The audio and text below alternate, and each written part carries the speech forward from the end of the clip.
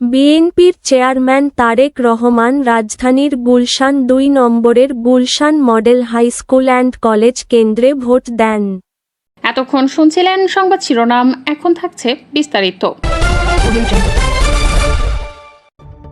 Vote দেওয়ার পর BNP chairman Tarique Rahman বলেছেন, বাংলাদেশের মানুষ আজকে তাদের অধিকার প্রয়োগ করবেন এবং একটি গণতান্ত্রিক বাংলাদেশের সূচনা করবেন। তারেক রহমান বলেন, আমি ব্যক্তিগতভাবে দৃঢ়ভাবে বিশ্বাস করি, বাংলাদেশের মানুষ আজকে সারা দিনে বেরিয়ে এসে যদি তাদের অধিকার প্রয়োগ করেন, ভোট দেন, ইনশাআল্লাহ যে কোনো ষড়যন্ত্র রুখে দেওয়া সম্ভব।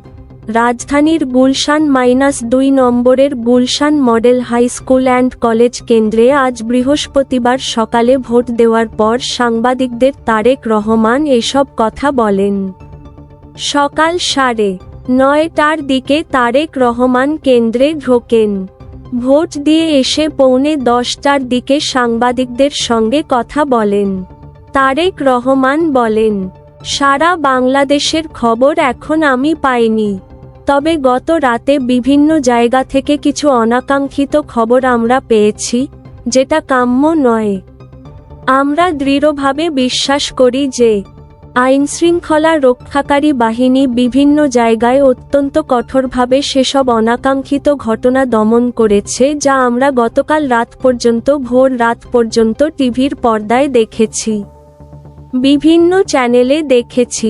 সাংবাদিকদের প্রশ্নের জবাবে তারেক রহমান বলেন, মাত্র তো ভোটগ্রহণ শুরু হয়েছে, আমি শেষটা কেমন করে এখনই না দেখে বলবো?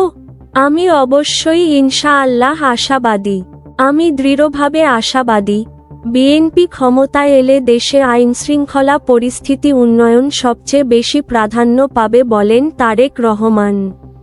তিনি বলেন, সমগ্র দেশে সাধারণ মানুষ যাতে নিরাপদ বোধ করে, এটি হচ্ছে আমাদের সবচেয়ে বেশি প্রায়োরিটি। বাংলাদেশের জনসংখ্যার অর্ধেক নারী, এই অর্ধেক জনসংখ্যাকে পেছনে রেখে এগোতে পারবেন না বলেন তারেক রহমান। সরকার গঠন করলে নারীদের মূল্যায়ন ও ক্ষমতায়ন করার জন্য প্রথম দিন থেকেই কাজ করবেন বলে জানান তারেক রহমান।